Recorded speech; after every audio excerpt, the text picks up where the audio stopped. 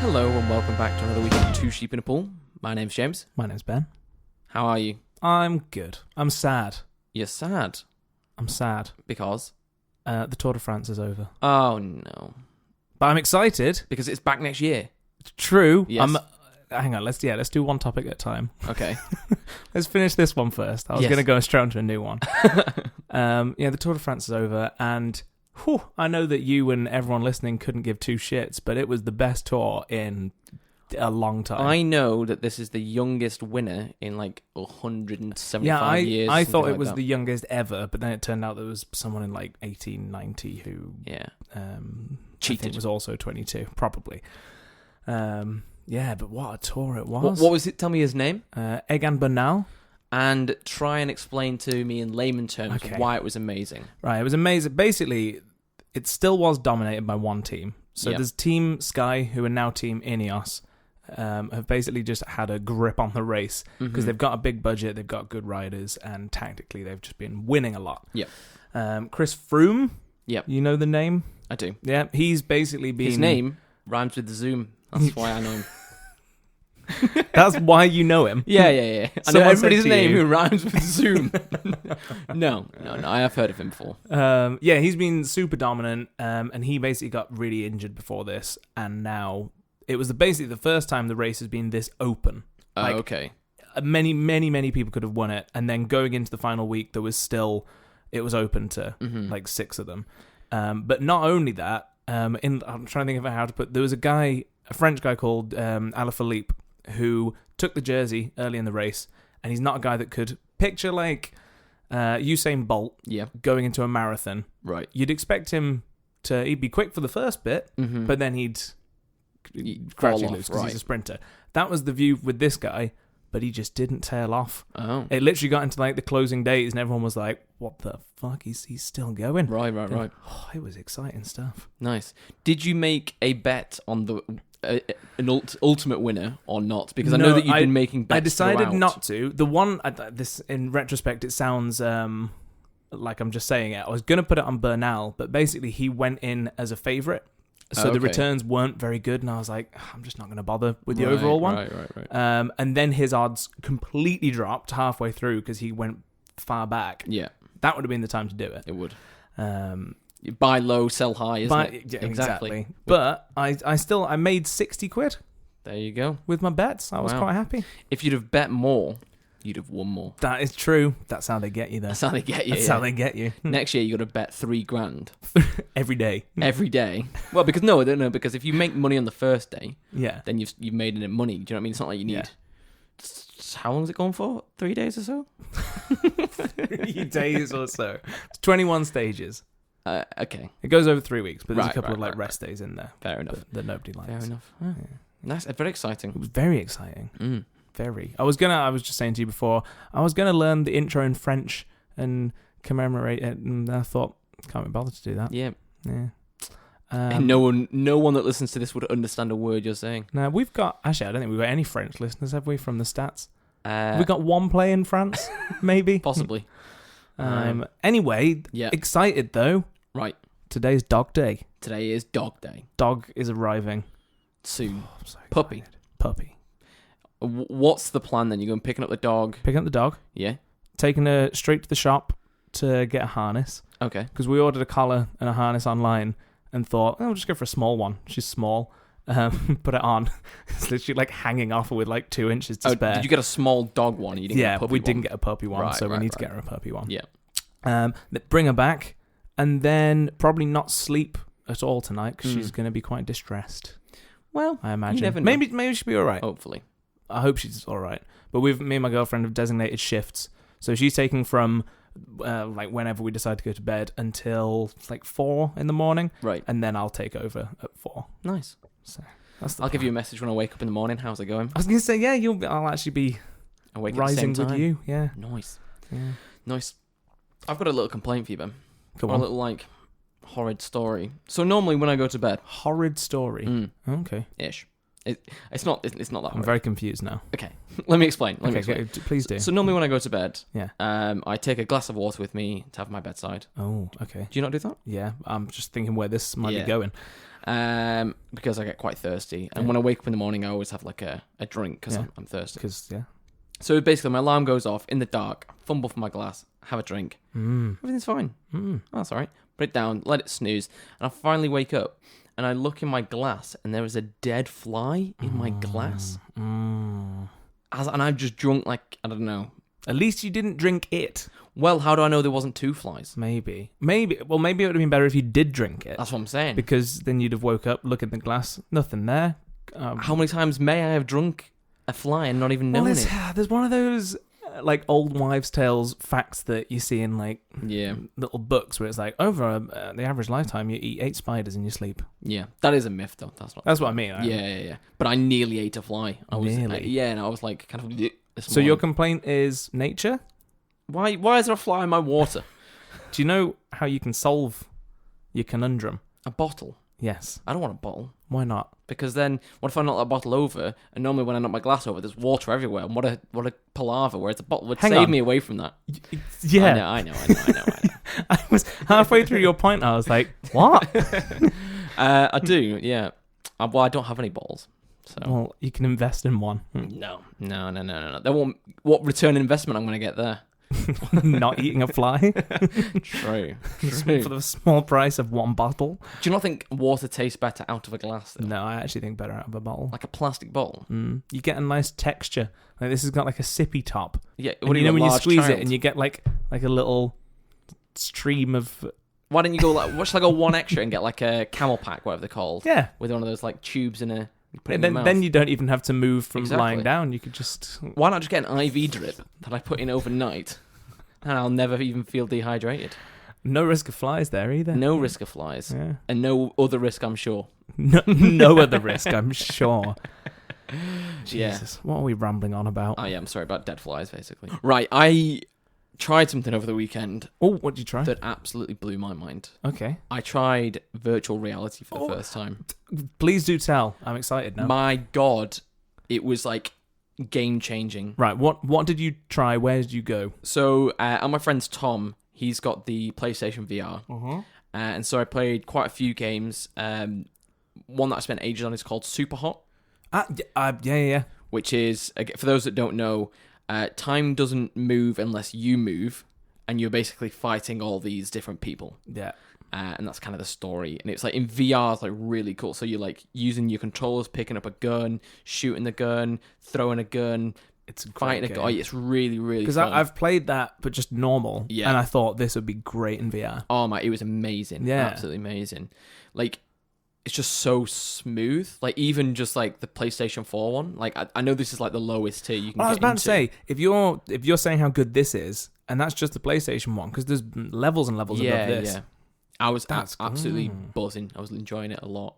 And then I tried like a different one where you were using the controller. Yeah. And you're controlling like this little robot. And it's basically a kid's game. Yeah. And so you are this big robot in the game, and you control like this mini one that you get around little levels, like a little adventure game. And that was just really cool because it was...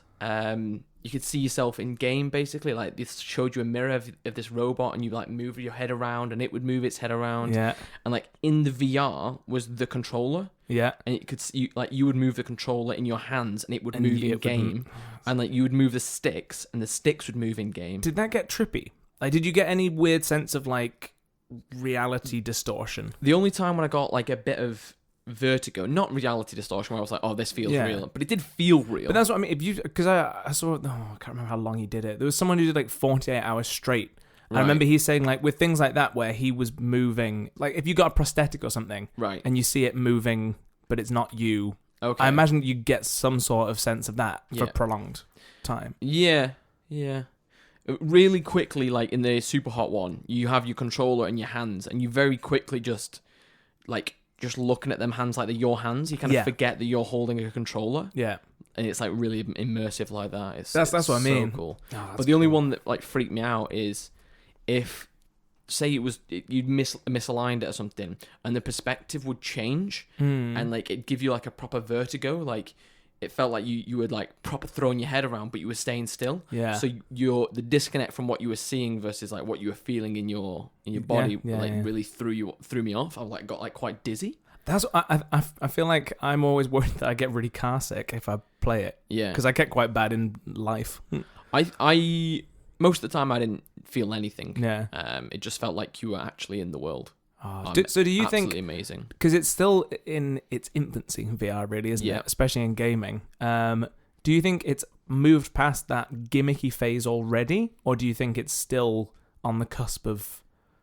If I had the money, I would invest in one now. Yeah. Because the enjoyment I got from that was outstanding. Yeah. Yeah, I absolutely loved it. Oh, that's good to hear. So, is there probably better things out there? Yes. Mm. And will it get better? Almost certainly. Yeah. But it's obviously the next level of games. The immersion you feel versus playing on an actual game is crazy. And like just watching YouTube and stuff. Yeah. Say you would only have a small TV. Mm-hmm. You could put this on, and it's like having a massive screen in your, because it has like a weird view, like you could make your whole wall a screen. Yeah. And then it would stay where it was as you moved your head around, like you were an actual TV screen. It is the future. Yeah, it is. It really is. Yeah, amazing. Oh, I'm glad you got to give it a go. I've been wanting to try it for ages.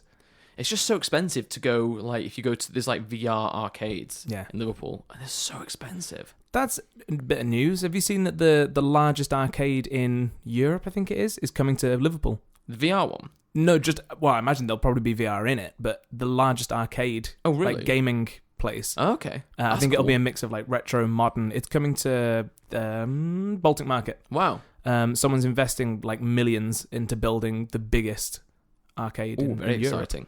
And it's coming to us. We'll definitely go there then. Yeah, we definitely will. Right. Should we move on? Right. Yes. Should we news Bleat?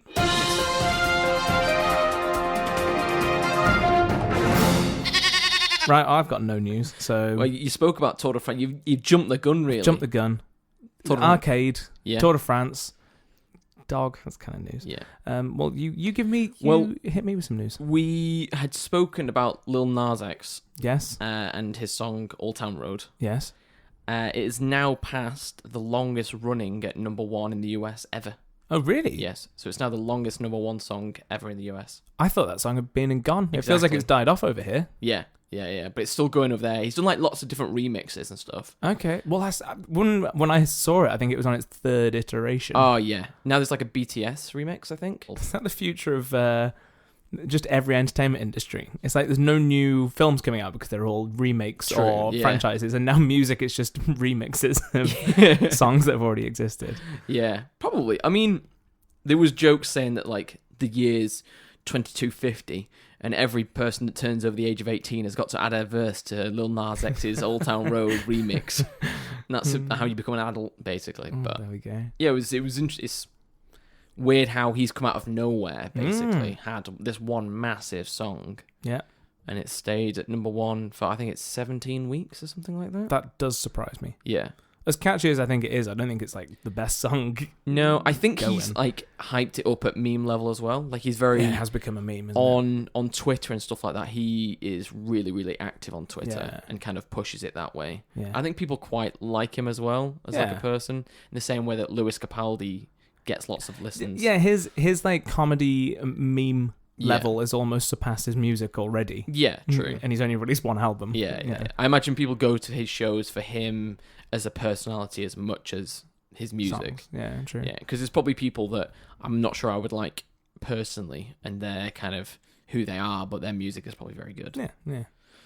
So I thought that was quite interesting. It's interesting. Should we move on? Yeah, let's move on. Fake news or not? Fake news or not? Right, hit me with some fake news or some real news. Who knows? I know. You know. You don't know. Oh, I do know. Oh, shit. Okie dokie. Let the record state. Oh, I added up our scores. Oh, what the last two podcasts or in general altogether? No, on the quiz. Yeah. Because I thought the time before I just didn't even bother keeping track, but then this time I actually kept a track. Okay. So for anyone who's been on the edge of their seat waiting for this... I'm sure most people just counted themselves at home. There was 28 questions. Right. How many do you think I got correct? I would say probably 2/3. So what's 2/3? Whatever. About 19. I got exactly 19 correct. Boom. Well done, you. That's because I counted myself. Also, well done. No, You didn't. Well done on the quiz. When I was listening back, I was like, there's some good names there. Apart, yeah, I think you rinsed me on the sayings one. On the sayings one. Actually, you did get one wrong in the sayings one, though, didn't you? I think the aye. No, I got all of them right. God damn it. I had a good run at the start, and I was like, I'm not going to get any wrong, am I? And then I got a lot wrong in the middle. But... Aye. Anyway, fake news or not? Fake news or not? Okay. What are we doing? What is it? Drunk man in India bites snake into pieces after it bit him. Okay. I've got 3 questions. Yeah, because you didn't. Yeah? You got it wrong last week as well. Or do I get 4? No, that could be decided later. I'll go 3. Repeat the headline again. Drunk man from India. From India. Bites snake into pieces after it bit him. From India. Might not have been in India though. I don't think this one matters. In India. Yeah, it's from India. In Okay. India. Yeah. This is an Indian story. An Indian story. Mm-hmm. We don't get a lot of them on the podcast. No. Sorry, Florida man in India. True. Right, Florida man. It's not a Florida man. It's not a Florida man. Do we know? No, sorry, not. Still going with that. Do we know how many pieces? Was it with Sorry, not how many. How it ended up in pieces. Did he bite it into those pieces, or use something to cut it up and? No. It bit him. Yeah. He grabbed it. Yeah. And then bit it into pieces. Just bit it into pieces. Yeah. So he didn't eat it. No. It was more of a case he of... didn't eat all of it because there were some pieces left. Spit. Yeah. Bite. Chomp, spit. There were at least some pieces left. He didn't eat it all. Didn't eat it all. I take it he's alive, so it wasn't a poisonous or venomous... He is in critical condition. Oh, is he? He is, yeah. It is a venomous snake and not poisonous. So yes, he didn't that's get ill why from I the tried eating. to correct myself. Because either if it was both, yeah, because he tried eating it. Yeah. So if it was a poisonous snake, he could still be in a critical condition. I'd been thinking that this was true until you just said he's in critical condition. But if I'd have been like, he's dead. But no, I he's don't know. in a critical condition. I'm struggling now. I felt convinced, and now I'm not so sure. I've got 1 question left, haven't I? I don't really know what else to ask here, to be honest. Fair enough. I'm just going to make a decision. Oh, okay. Didn't even need it. Didn't even need it. I'm not feeling confident, though. I can say that much. That's how I like it. This is true. Final answer? Final answer. This is true. Good. God damn it. I thought I had you then. I thought I had you. You're like, I'm not sure about this now. Damn it. Well, the winning streak starts again. Or my lost streak's up. Oh, hang on. Someone's at the door. Where were we before the door went? I think we're about to move on to our main topic. I remembered something. Oh, that's nice. Moving on. What did you remember? I went to a comedy club, and comedians are funny. Oh, did you enjoy it? I did enjoy it. We went on one of those. It was a Sunday, and they did the one of those Sundays. One of those Sundays. You've heard of them, haven't you?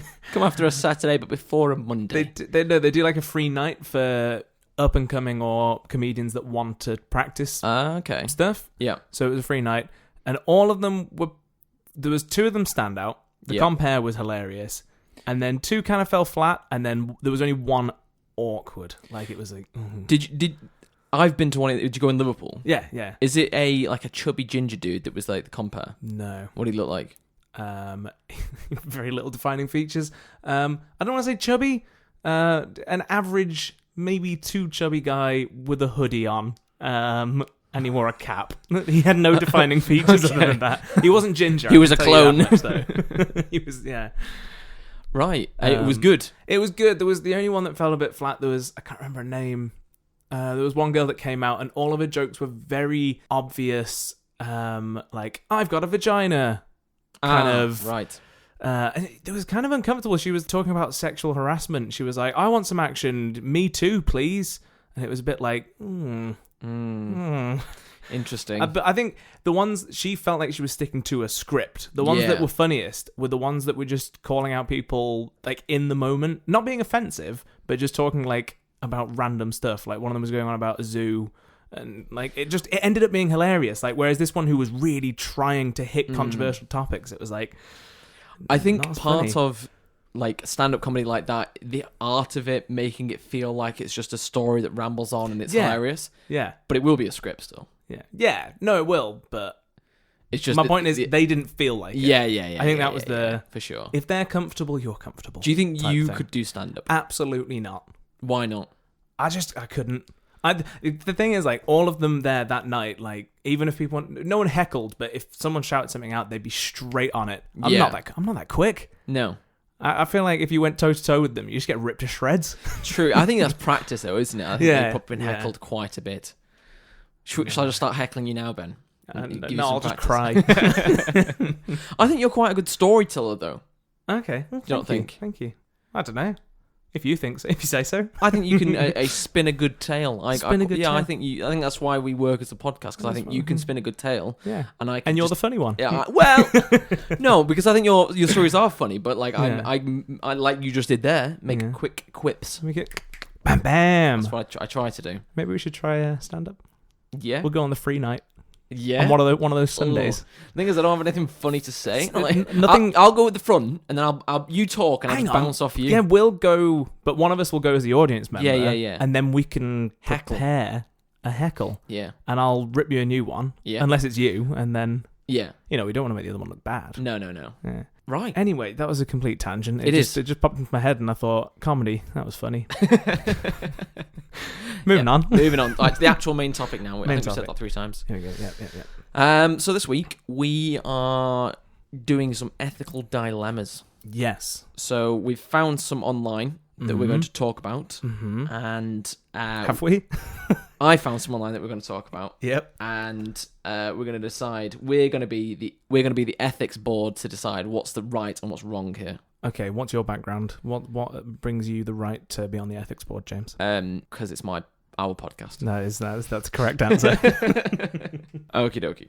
Okay. Let me get into the mindset. Ethical. I'm an ethical person. Not that I'm not anyway. I mean, it doesn't even have to. I mean, you can just choose. You can just say how you would feel because it's one's own morals. No, but it's the fact you just put us on this ethics board, so I want to live up to my title. Sure. The two-pool ethics. The two-sheep ethics board. Yes. Okay. You were at your best friend's wedding just an hour before the ceremony is to start. Earlier that day, you came across definitive proof that your best friend's spouse-to-be is having an affair with you. That was the definitive proof. The best man or maid of honour, and you catch them sneaking out of a room together looking dishevelled. Right. If you tell your friend about the affair, their day will be ruined, but you don't want them to marry a cheater. What do you do? Right. You play dumb up to a point. Okay. So you let the wedding go through. Right. But then the next day, you pull them aside and say, look, before you go on your honeymoon, before this gets too late to annul, I've just found something out. So you would say that you found out? Oh, no, you just I think you should let the wedding go through because that would be more awkward, pulling them out in front of all their friends and family and outing it that way. Mm-hmm. At least if you tell them the day after, they can control it how they want to. Okay. And they still find out that their partner's a cheating bastard before it goes on too long. Would you want to know that way? Do you know what I mean? If it was your wedding? I don't know. Maybe not in the moment, but in hindsight. Yeah. I think I would tell them. There and then. Because if it was me, that's the way I'd want it. Yeah, that is kind of true. It's almost like this is a dilemma. It is. It's almost like this is meant to be a tricky situation. I think I would almost certainly... If I was in that situation, I'd want to know as soon as possible. Yeah. Because then I wouldn't want to get married. Like, the money's already spent, so it doesn't matter at that point. Yeah. But then I don't want to sign. Actually, for some reason in my head, they just got married, and now we're at like the wedding party. No. Afterwards, so there's before. Oh, so you can still stop the wedding. Yeah. Okay. Yeah. Beforehand. I think I would do it with. Is there any objections? I was about to say, you'd have to, wouldn't you? Because I played someone down the aisle week before last. And every time I'm in that situation, it goes through my head like someone just standing up and being like, objection! I've got a reason. But I object. She made me play through a verse and a chorus when she really wanted the bridge. She's dead I forgot to me. I told you about this one. Did I talk about it on podcast? I don't think you did, no. Okay, good, because I didn't want to call out this person. No. That was just randomly made up and there's no specific person whatsoever. No specific people there, no. Okay. So okay, I'm gonna tell my friend. Are you telling your friend? I'm telling my Change friend. your mind then. Yeah. Okay. You've swayed me. But I always do this. I take the initial information you give me and then just add some wrong stuff in my head. I don't know why. Yeah. I just ran with that. Yeah. Okay, next one. Next. You are an eyewitness to a crime. A man has robbed a bank, but instead of keeping the money for himself, he donates it to a poor orphanage that can now afford to feed, clothe, and care for its children. You know who committed the crime. If you go to the authorities with the information, there's a good chance the money will be returned to the bank, leaving lots of kids in need. What do you do? Robin Hood-esque. I'd like to ask some more questions. Would you like to phone a friend? I'd like to phone a friend. James. 50-50. Can you tell me how much money we're talking here, do you reckon? Ooh, let's say £10,000. £10,000. And this thief... Let's say between like 10 and 100. Something like that. Not like millions. No, but this thief, he's given it all to the orphanage. This isn't like a 50-50 thing where he's gone some for me, some for the kids. He's stolen an amount of money, but he's given 50 grand to the orphanage. You don't know how much he stole. You don't know how much he stole. Let's just say that. Let's just say you don't know how much he stole, but he gave 50 grand of it to the orphanage. Okay.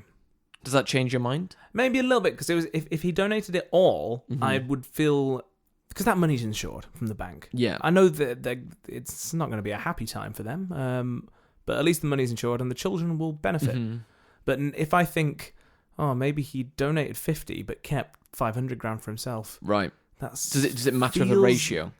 For some reason, it does. So if it was like he stole 60 grand and donated 50, would you feel better? Like, 'cause he only needed 10, but he got 60 and he donated 50. This is a really tricky one. Yeah. I don't think I would report it. Or would I? What's your thoughts? I think I wouldn't report it. Yeah, I don't think I would either. Because really, the stealing of the money is probably a victimless crime. Yeah. Ish. Yeah. Because like you said, the money's probably insured. Yeah. If he's not injured anybody in the stealing of it, then it's a the corporation feels the loss, but they are already making millions and millions of pounds. Yeah. So I'm not sure I would be so bothered. I did see a recent bit of news, actually. In the last week, somewhere in America, there was an armoured truck carrying some money, and for some reason or another, one of the bags had fallen out, and a car had hit it, and money had exploded out of this bag. And there was people all up and down the highway, seeing we're in America, just grabbing money, free money everywhere. But then there was a police statement afterwards where they were basically saying, please, can we have the money back? The bank would like the money back. But then everyone was like, nah, the money's insured. Yeah. I realised that just sounds like a cop-out, but... Yeah. There we go, moral dilemma. You've just picked up, I don't know, say 6 grand off the motorway, and the police, you see a statement the next day saying, please, can we have the money back, please? What do you do? Unless their statement was like, this was going to feed poor children... Because I'm a poor child, you know what I mean? We're all someone's child. Absolutely not. Yeah, absolutely not. This is not a dilemma I found on the internet, but you find a wallet on the floor with money in. Yes. Do you turn it in? Yes. All of it. You don't take anything out of it. No, I'd just return it. Mm-hmm. Me too. I couldn't. Some shifty eyes. No, I have actually done that in the past. Returned. Like I found a ring in the swimming baths. And I handed that in. But like, I had no obligation to do it. Yeah. You're just a really nice person. Yeah, I like to think that I'm a good person. Yeah. Does everyone not like to think they're a good person? I think some people only like to be seen as being a good person. Do you know what I mean? Interesting. I think there was... I was reading something today when I was looking up these questions. One of them was like, it was a film, and it was like, someone's quoted saying, what's the point of doing a good deed if nobody's watching?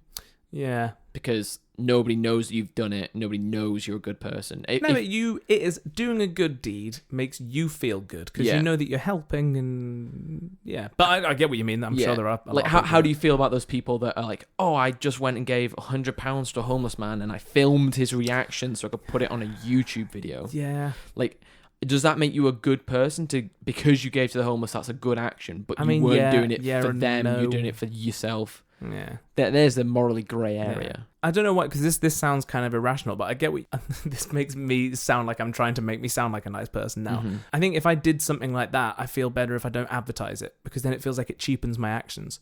Yeah, for sure. Because when I was thinking about, I didn't end up doing it, but collecting money for charity to do like a run or something. Yeah.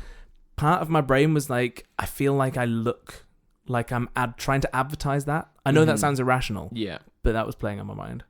I know what you mean. Yeah. That like, oh, I'm only doing this so that I can be seen to be a good person. Yeah. And it does feel like it's cheaper, even though it's like a good action. Yeah. Yeah, I know what you mean. What was the question? This one was the turning the robber in. Oh, yeah. Yeah, I won't turn him in. Yeah, no. Keep on robbing. Like, just because it's a law doesn't mean it's the morally correct decision.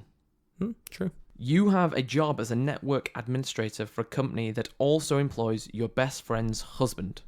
Okay. One day, your best friend's husband sends you a message asking you to release an email from quarantine. This requires you to open the email, at which point you discover that it's a correspondence between the guy and his secret lover. After releasing the email, you find yourself in a pickle. Your instinct is to tell your best friend about his husband's infidelities, but divulging the contents of company emails is against company policy and you could lose your job. Right. Once it becomes plain that your best friend found out about his cheating husband through a company email, all trails will inevitably lead to you as the leak. Do you tell them about the indiscretion? That is a lengthy scenario. It is. Basically like company policy versus your job versus the probably morally correct thing to do. Send an email to Sharon in HR. Say, can you set me up a meeting, please, with HR? And say, look, I've come across this. I know company policy is to not leak any emails. All I want to do, though, is the parties involved. My friend, I've seen this. No company secrets going anywhere. Making you aware. Cover my back if you can. This is happening. Bam. Okay. Bam. Just tell him. Bam. Just tell him. Send him an email. I imagine it's probably also against company policies to be sending like naughty emails, isn't it? Yeah. So you could probably go to your superiors. Their wrong is wronger than your wrong. Correct. Yes. Right. Wrong. Yeah, I think I would tell them, but then, like you said, back myself up. So that you'd want to try and cover yourself somehow so you don't get fired as well as ending a relationship. And losing your friend. Yeah. There's a lot of loss going on here. There is. Yeah. Gosh. Right. So we would say you would tell them. Yes. Okay, cool. Are we both in agreement? I agree there as well. I think. It depends how much I love the job. The job didn't sound that exciting. I think I could look for another job. I can't remember what the job was. But... What, you saying a network administrator is not your dream job, Ben? Now you mention it. Right. The next one. You have been on a cruise for 2 days when there's an accident that forces everyone on board to abandon ship. During the evacuation, one of the boats is damaged, leaving it with a hole that fills with water. You figure that with 10 people in the boat, you can keep the boat afloat. That's some quick math. I can tell by the diameter of that hole. 10 people exactly will keep that boat afloat. You can keep the boat afloat by having 9 people scoop the filling water out by hand for 10 minutes while the 10th person rests. After that person's 10-minute rest, he or she will go back to work while another person rests, and so on. This should keep the boat from sinking long enough for a rescue team to find you as long as it happens within 5 hours. You're taking your first break when you notice your best friend in a sound lifeboat with only 9 people in it. He beckons you to swim over and join them so you won't have to keep bailing out water. If you leave the people in the sinking boat, they will only be able to stay afloat for 2 hours instead of 5, decreasing their chance of being rescued but securing yours. What do you do? My God, these goes on so long. I wish I'd pre-read these. This one's ridiculous. This is a niche one, isn't it? This is real niche. It involves a lot of stats. Yeah. Surely if you get out, though, the boat will be able to float a little easier? Is that how buoyancy works? Oh, I don't know. I'm not a buoyancist. Yeah, I wonder if there's something better than just bailing out water for 5 hours. Could you plug a hole? Yeah. Stick a finger in it? To water it down. You're basically saving your own back. And possibly condemning 9 people. Condemning them. But then if you stay in, you all might die anyway. Oh. Yeah, that's a better scenario, isn't it? Do you leave to save your own skin, but maybe condemning 9 other people? Yeah. But you just don't know either way. No. At least you could chill with your friend in the other boat. Yeah. I think in a situation like that, friends are less important. Do you know what I mean? It's about survival of everybody around. What might sway me more is who else is in the boat with me. Donald Trump, I'm Hitler, bailing. Boris Johnson, but your mum. Oh! And your new puppy. Oh, God. I'm staying. I'm staying. Okay. I want to know what year we're living in that Hitler, Boris Johnson, and my mum are all in there. You're living in the year where you can tell how many people in a boat is going to sink it or swim. Oh, what a ridiculous scenario. Right, fuck that one. Hang on, what are you doing? You've not said. I think I'd stay in the boat. Stay in the boat. I realised I didn't answer either. Yeah, I don't like the idea of... condemning people. Yeah. No, I like... It's one of those situations that even if you then survived, could you live with the guilt? Yeah. If they died. So, we're all in this together. We'll scoop water. Oh, I thought you were going to start singing a High School Musical. Well, yeah, that's never going to leave my head now. No. Moving on. I'm trying to think of some other High School Musical songs, but I can't think of any off the top of my head. Get your head in the game. Get your head in the game. Like, talking of which, let's get back in. You're involved in a 2-car crash on your way to work one morning in which you accidentally hit and kill a pedestrian. Oh, shit. As you get out of the car, you are intercepted by a tearful woman who seems to think that she hit and killed the pedestrian. You're not sure why she thinks she hit the person, but she is convinced there's only you, the woman, and the person you hit on the road. There are no witnesses. You know that whoever is deemed responsible will probably be sent to jail. Right. I'd say, no, I'm pretty sure I did. Mm-hmm. And then forensics will turn up and they'll sort out best they can and let the legal system take its course. Yeah. Okay. I couldn't openly, if someone came up and said that and I just hit someone, I might be like, maybe in the shock of it all I didn't. Maybe they did. I don't know. I'll just go with what I think. I'm not going to just sit back and be like, oh yeah, you did hit that person. I saw you. I'm not going to do that.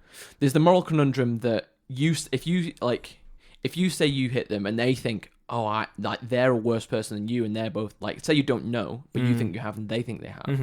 And they go, if you say that you have done it, they might turn around and go, yeah, it was you. Yeah. And like condemn you as well. I think, like game theory wise, like the best thing to do in your situation is to be quiet. Like, I don't know. Yeah. Just say, let's let the police sort it out. Yeah. That's what you're supposed to do in an accident anyway. Yeah. Not admit no blame. Guilt. Say there has been an accident. Yeah.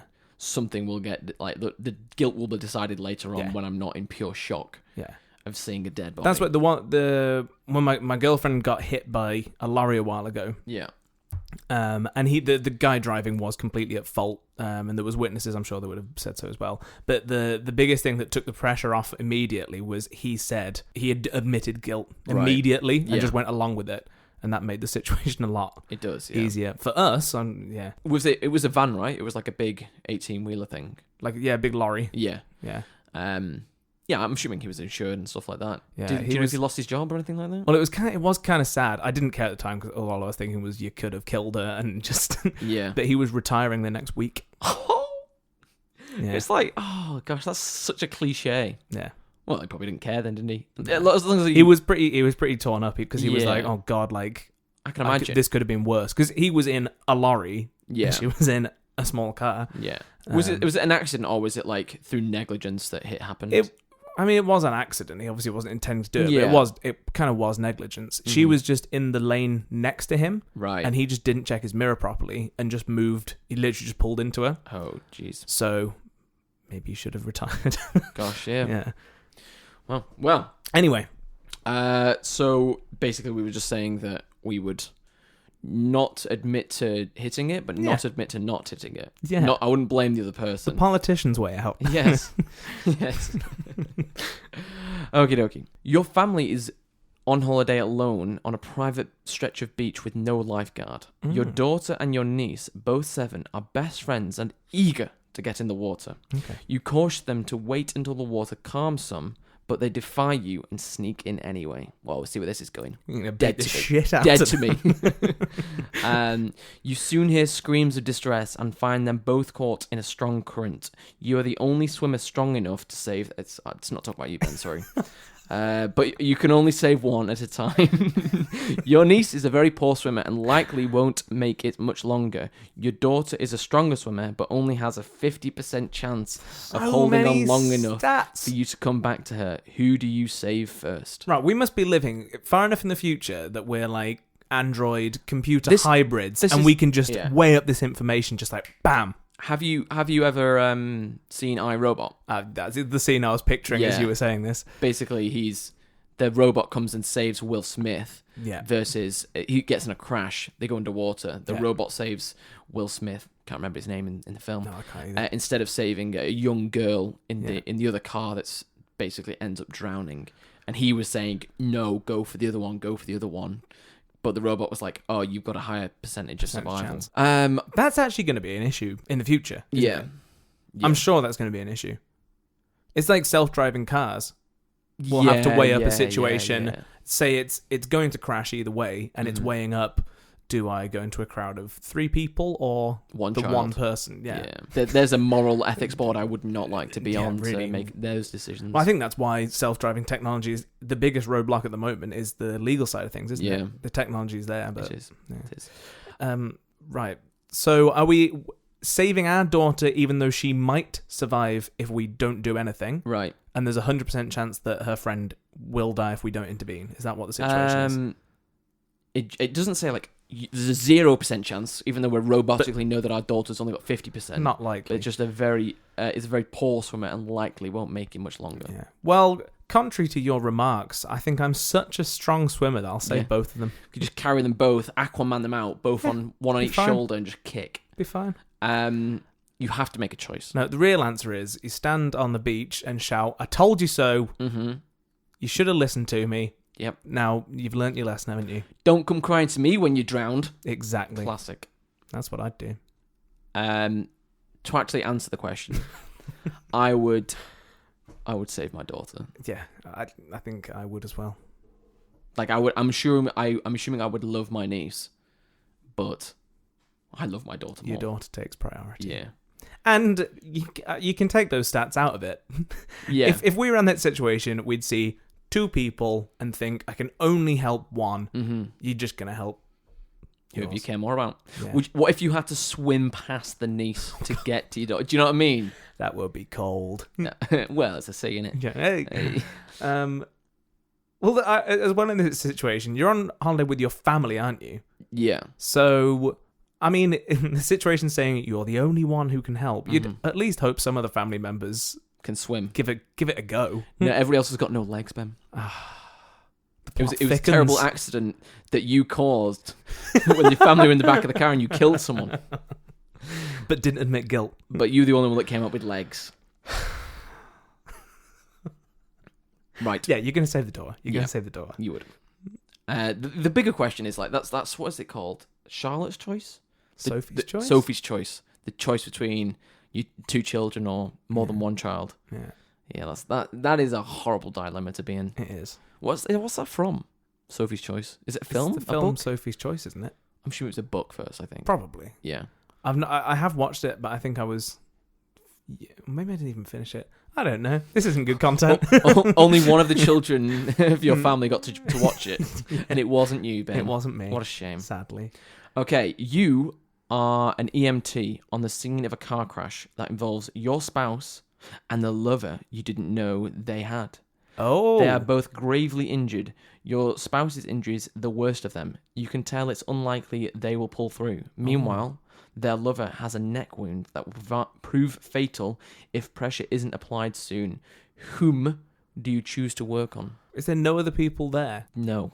Oh, no. why was I manning the ambulance on my own? Why are you driving on you? Because really, you weren't an EMT. You weren't. You were just driving a car, and you came. I don't know. You came across a car. You were on a job. We were off duty. You were running. Yeah. And came across the situation. Yeah, what a convenient scenario. I was running off the clock and came across my spouse and her lover, and I'm the only person that can help. Yeah. Oh, wow. plays out. Just Right. keep on running. See ya. See you, suckers. Because you wouldn't. How would you know in that situation that they were their lover? Do you know what I mean? It's not like gonna be literally like. No, we've established that we live in a world where we can see these stats. Like, we didn't know beforehand that they might have a lover, and like we're not suspicious at all. But now we've seen them in a car crash with another person. You're like, oh, no, you said you were out with your mum. That's not your mum. I like to think that as you approach the two of them, your spouse summarizes it. She's like, please help me, this is my lover. I've got a fatal wound that I'm probably going to die for. But this one... Oh, here comes an EMT. I really hope it's not my husband because I got my lover next to me. Oh, no. Oh, no, it is. I wish I hadn't said that in my dying state. Goodbye. I'm gonna help my spouse. Yeah. I don't know this guy. I think I think as an EMT, you would probably go for whoever is in the greatest need. Yeah. Irregardless of what situation they're in. Do you know what I mean? Yeah. You probably help out whoever has the greatest chance of survival, possibly? Yeah. I don't know. It's almost like we're not EMTs. We've had a lot of jobs this episode. We have. Okay, here's one about your son now. You and your son are prisoners at a concentration camp. Jesus. We've led quite the life, haven't we? It was a long drive back, wasn't it? Your son tried to escape, but was recaptured and sentenced to hang at the gallows. To send a message to all the others who may try to escape, the guard orders you to pull the chair from out under your son. If you refuse, the guard will kill your son and another innocent person in the camp. What do you do? Oof, that got dark quick, didn't it? Yeah, there's a At least there's no stats involved. here. All the rest of them. Wait, there's a 50% chance that your son will die, but only if the moon's rising and the wolf howls in the distance. Right, I'm going to stop being a knob end and throwing in things that are wrong with the situations, and I'll just answer this one. I will not pull the chair. I don't think I could pull it out. Yeah. I mean, I don't have a son, so maybe I'd feel differently. Wait, you'd be more likely to do it if you had a son. That's what I'm saying. Okay. Oh, he's a fucking dickhead. He didn't escape. He's a failure to me. I'll kill him. About time someone pulled the chair. May as well be me. Let me tie the rope as well. No, I couldn't pull the chair out on. But you're condemning someone else though, as well. I don't. They're killing your best friend's son, Bobby, because you won't kill your own son. How dare you? Well, it's one of those things that, in theory, you go, okay, I should do it and save one life, but in the moment, could you do it? I don't know. Well, you've got to give an answer as well. I would pull the chair because I wouldn't like. Oh no, I wouldn't. No, actually, I've changed my mind because I wouldn't feel guilt for the other person dying. Yeah, because it's not on your hands. I'm not the one that's killed them. Yeah. They're the murderers. Yeah. There's no. I'm not a murderer because I've refused to murder. Do you know what I mean? I don't become a double murderer. No. Yeah, fuck those guys. Yeah, fuck them Nazis. Well, we didn't say Nazi concentration camp. Well, I'm just filling in the blanks here. Okay, you were a doctor. Moving on from the concentration camp after being an EMT, and what was the first job we had? A boat inspector, apparently. Oh no, I was thinking before that because we were looking at company emails. A network administrator. Administrator, yeah. Cool. Right now we're doctor. And we were best friends as well for a wedding. Okay. Yes. You are a doctor at a top hospital. That matters. Nice. Is it the Royal in town? Oh, it says Top Ops. You have 6 gravely ill patients, 5 of whom are in urgent need of organ transplants. You cannot help them, though, because there are no. You can't help them because there are no available because organs. You're a terrible doctor. Because you don't want to. There are no available organs that can be used to save their lives. The 6th patient, however, will die without a particular medicine. If they die, you will be able to save the other 5 patients by using the organs of the 6th patient, who is an organ donor. What do you do? Basically, let one person die through negligent behaviour. Yeah. To save 5 others. Or stick save that rules. one person and the other 5 will probably die. I don't know what's worse in the moral scheme of things. Yeah. On Because when you're a doctor, I feel like when it comes to like negligence, you've got to kind of stick to... Yeah, the Hippocratic Oath Yeah. would dictate that you should willfully help patient number 6 and give them medicine because you can cure them. Yeah. You shouldn't willfully cause harm. Yeah. Yeah. You are not willfully causing harm by saving someone's life of the other 5 people. It is an unfortunate situation that their organs are. But it's like going out and killing organ donors. Yeah. Like you wouldn't do that. Sorry, the more we talk, because I hadn't fully grasped when there were so many words being thrown around. Now I'm thinking about it. No, you're not going to willfully, like you said, you're effectively killing someone to harvest their organs. Yeah. I'm not going to do that. Would you kill one person this is like the classic dilemma of, what's the railway one? The railway, yeah, would you... It's like... If you don't touch the lever... It's going to kill 5 people. It's going to kill 5 people, but if you adjust it... It's going to kill 1. It's going to kill 1. It's a very similar situation. It is, isn't it? Ish. Yeah. Apart from you haven't got a Hippocratic Oath. Actually, yeah, I think I would answer that one differently. Yeah. I think in the doctor one, I'm not going to willfully... You're just going to cure the people that you can in front of you. Mm-hmm. You're not going to influence their death that way. That's my answer for that. Mm-hmm. With the lever to save people, I think I would... Yeah. I've always said that I would pull the lever. Yeah. Have you watched Darren Brown's Netflix program on that? Where they set up that situation like in... I haven't. Life. It's actually really good. There's no more I need to say than that, but you just get to see how different people would react in that situation, and the way that they set it up is totally believable. Right. They're basically on like a construction site. Okay. With they're getting a tour. They think they're in a job interview, and the person who's manning like the railway stuff with all this CCTV has to pop outside to take a phone call, and you're basically just watching this CCTV play out in front of you.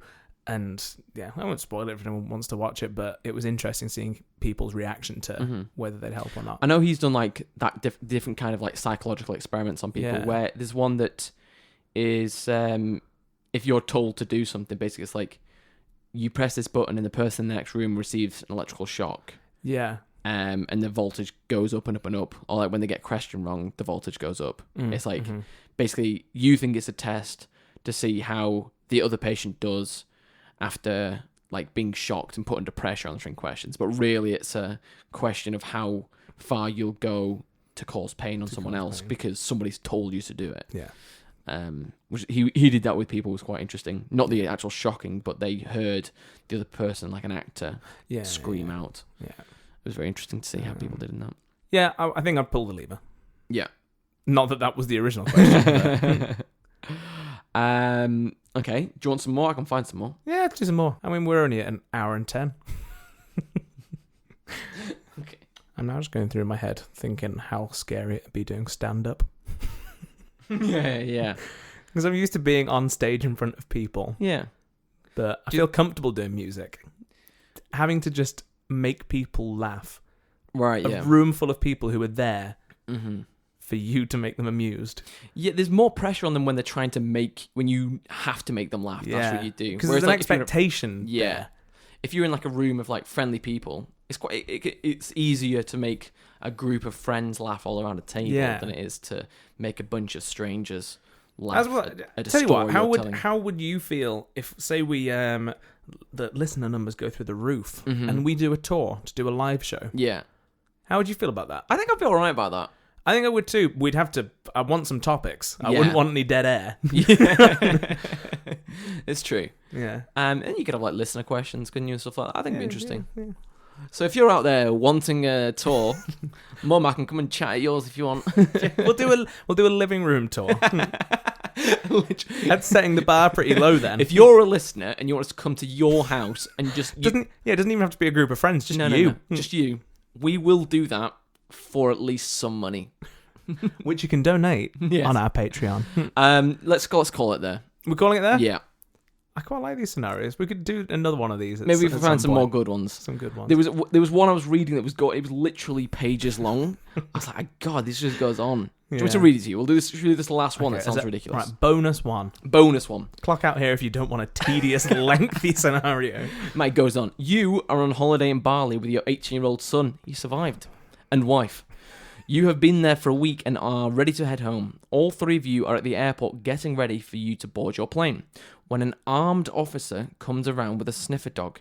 You have all your bags on a trolley, and the dog sniffs at both your wife and your bag, but passes over it. However, when it sniffs at your son's bag, he begins to get a bit more active. The dog, not your the son. But you look over at your son, and he's looking a little nervous. You know he's smoked a little marijuana in his time, but generally he's a good kid, and you certainly didn't think he'd actually be stupid enough to bring it back on a plane with him. At first you feel angry that he would do such a thing and start planning I don't like that they're dictating my emotions here. And you start planning your responsibility lecture, but then you realise that you're in Bali and they have a zero tolerance policy on drugs, meaning your son could be jailed for life or worse, expelled. No, it says executed. If he does have some illicit materials in his bag. You look at your wife and realise that she has come to the same conclusion and has gone pale with fear. We can work out a lot, can't we, in our heads from these scenarios? The armed officer accompanying the dog is beginning to look more stern with every sniff the dog takes and looks directly at you and asks you to open the bag. You do, and as the officer begins to take out the things of the bag, you see to your horror there is a small quantity of marijuana stashed in your son's belongings. Your officer looks at you and asks, "Whose bag is this?" You realise you have to answer, but it won't be easy. You see your wife in the corner of your eye, and she's about to step forward and claim it as her own. What do you say? Gosh. Thank you for listening for another episode of Two Sheep in a Pool. If you'd like to answer that question, that ridiculously long, tedious question. That was such a long question. Oh my God. For setting up what it was. Yeah. It's like, would you die for your son or wife? Right. Probably. What would you do? Grab it off him and eat it. And then be like, what bag? What bag? What bag, officer? I'd probably say it was mine. Yeah, I think I would as well. That sucks, doesn't it? We're in prison now. Because of my son. I'd pull that chain. Should have pulled the chain. Right. Let's end there. If you've enjoyed this episode, you can find more of our stuff on our website, twosheepinapool.com. You can email in with any scenarios that you would like us to answer. Or a scenario you've been in. Yeah, how many times have you been in Bali and found marijuana on you? If you could give us a rating on your podcast app of choice, that'd be great. That'd help us out. Yeah, I think that's everything. Yep. If you want to support our Patreon, we would appreciate that. Yep. Patreon.com/twosheepinapool. Give us all your money. Thank you very much for listening. We'll see you next time. Bye.